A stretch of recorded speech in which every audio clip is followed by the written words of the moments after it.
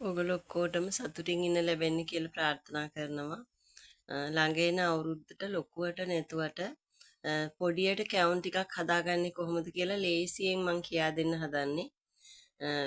කවදාවත් හදලම නැති කෙනෙකුට උනත් පුළුවන් මේක හදන්න. පිටි හදන්න ඕනේ මම කියා දෙන්න ඔයගලන්ට මේක ලේසියෙන් හදන හැටි. මම මේකෙන් කොණ්ඩ කැවුනුත් හැඳි කැවුනුත් දෙකම හදාගත්තා.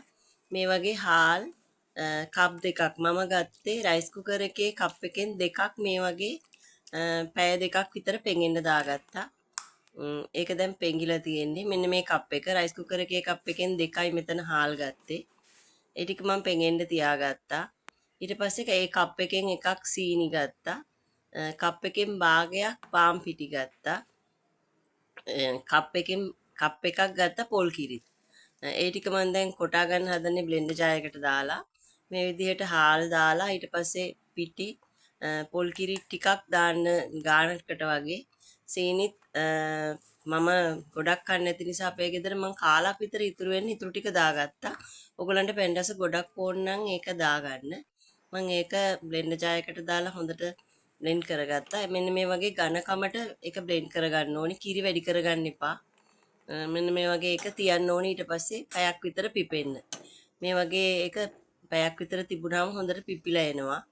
මේක කිරි වැඩි වුණොත් පාන් පිටි පොඩ්ඩක් දාගන්න. මෙන්න මේ වගේ ඝනකමට ඉරක් ඇඳනහම ඒක ගාවෙන්නේ නැති තරමට ඔන්න ඔය වගේ ඝනකමට ඒක තියෙන්න ඕනි. ඊට පස්සේ තාච්චියක් ලිපේ තියලා මේ වගේ හැන්දකින් හරි ජෝගුකින් හරි හිමීට වට්ට ගන්න. මේ තෙලට වැටෙන්න අරින්න. ඒ වැටෙන්න තැන පොඩි කූරක් ඉරටුවක් උනත් කමක් නැහැ. මම නම් ගත්තේ හැන්දක් හදලා තියා ඉන්නවා. මම ඒකෙන් තමයි ගත්තේ. ඒකෙන් අරගෙන ඊට පස්සේ මේ වගේ තෙල් හැන්දෙන් තෙල් දාන්න ඕනි. හැඳි කැවුම් හදන්නේ මේ වගේ. කොණ්ඩ කැවුමට මේක මේ වක් කරලා ඉවර වෙලා ඒ වක් කරපු තැනට කූර අරගෙන කූරෙන් ඇතුළට පොඩ්ඩක් මේව කරන්න ඕනේ. මේ වගේ උඩට එනකන් හිමීට වක් කරන්න අන්තිම ටික. ඊට පස්සේ කූරෙන් මේ වගේ රවුමට කරකවන්න. එතකොට යට තියෙන පිටි ටික උඩට එනවා. මේක ගොඩක් ලේසි. කරලා බලන්න පුරුදුනාම පුළුවන්. ඊට පස්සේ අර උඩට ආපු ටික මේ වගේ හැන්දෙන් එකතු කරගන්න ඕනේ. මේ වගේ හැන්දෙන් එකතු කරලා අර හිලක් වගේ තිබුණොත් ඒකට ආපහු පිටි පොඩ්ඩක් වක් කරගන්න ඕනේ. මේක අනිත් පැත්ත දාලා හැන්දෙන් පොඩ්ඩක් කොණ්ඩේ හදා ගන්න ඕනේ. කූරෙනුත් හැන්දෙනුත් චුට්ටක් කොණ්ඩේ හදා ගන්න ඕනේ. හැඳි කැවුනොත් මම හැඳි කැවුනොත් මේ දෙකෙන් හැඳි කැවුම් 10කුත් කොණ්ඩ කැවුම් 10කුත් හදාගත්තා. අද බඩු ගොඩක් ගණන් නිසා මේ වගේ මේක ලේසියෙන්ම කරන්න පුළුවන්. මේ වගේ අර මදි පිටි ටික එකට දාගන්න ඕන කොණ්ඩෙට. කඩෙන් ගන්න නැතුව මේ වගේ පොඩ්ඩක් හදාගන්න මේ අලුතෙන්ම දන්න කෙනෙකුට මේක ලේසියෙන් කරගන්න පුළුවන්.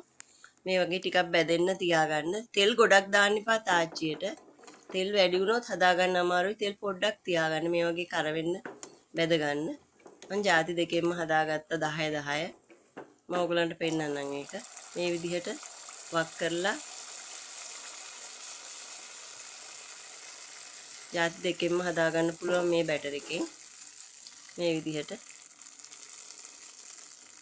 විදිහට කූර ගැව්වහම අර යට තියෙන පිටි ටික හිමීට උඩට එනවා. ඇවිල්ලා පොඩි කොණ්ඩයක් වගේ හැදෙනවා ඒක. අර බලන්න අර.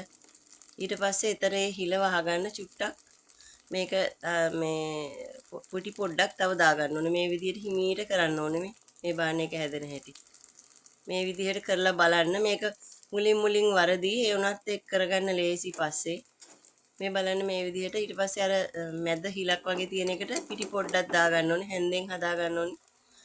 කොණ්ඩේ තෙල් චුට්ටක් තෙල් දාලා පිටි පොඩ්ඩක් උඩට වක් කරගෙන ඒකට ආයේ තෙල් ටිකක් ඉහෙහා චුට්ටක් තැම්බෙන්න අරින්න ඕනේ. මේ වගේ පිටි පොඩ්ඩක් දාලා තාච්චියේ තෙල් පොඩ්ඩක් අඩුව තියාගන්න. ගොඩාක් තෙල් දාගන්න එපා. එතකොට මේක කරගන්න අමාරුයි.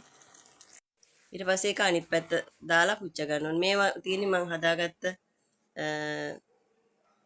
කැවුම් ටික. මේ හැඳි කැවුනුත් මම 10 10 හැදුවා. අපේ ගෙදර කට්ටිය හදනකොට මේක රස බැලුවා. ඒක රසට තිබුණා. ඔයගොල්ලොත් මේ විදිහට පොඩ්ඩක් හදාගන්න. මේ ක්‍රමයට හරි ලේසි.